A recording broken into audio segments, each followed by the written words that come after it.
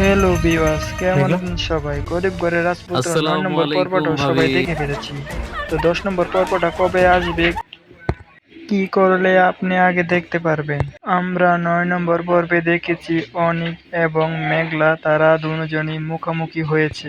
মেঘলা অনিককে তার চোখের সামনে থেকে চলে যেতে বলেছে এবং মেঘলা অনিককে তার বাড়ির থেকে ঘাড় ধাক্কা দিয়ে বের করে দিয়েছে। আমরা আরো দেখেছি রাতুল এবং সাব্বির মেঘলার বাসায় যায় অনিক এত তাড়াতাড়ি কিভাবে এত বড়লোক হয়ে গেছে এই বিষয়ে জানার জন্য।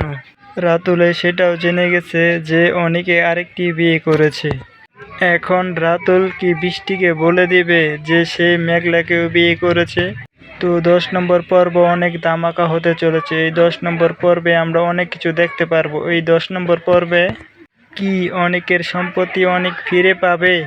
গরিব ঘরের রাজপুত্র নাটক ১০ নম্বর পর্বটাই আমাদের মাঝে সর্বশেষ নাটক হতে চলেছে।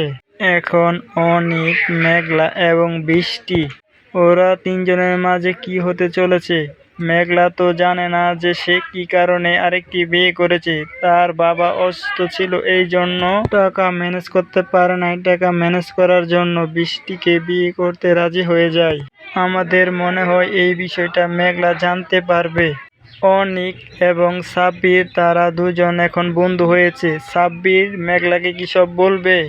কি কারণে অনিক বৃষ্টিকে বিয়ে করেছে? আমাদের এমনটাই মনে হয়। সাব্বির মেঘলাকে বলবে যে অনিক কি কারণে বৃষ্টিকে বিয়ে করতে রাজি হয়েছিল। এই বিষয় মেঘলা জানার পর মেঘলা কি অনিককে ক্ষমা করে দেবে? আগামী পর্বে আমরা আরো দেখতে পারবো সাব্বির শান্তাকে তার প্রেমের জালে বন্দি করে ফেলেছে।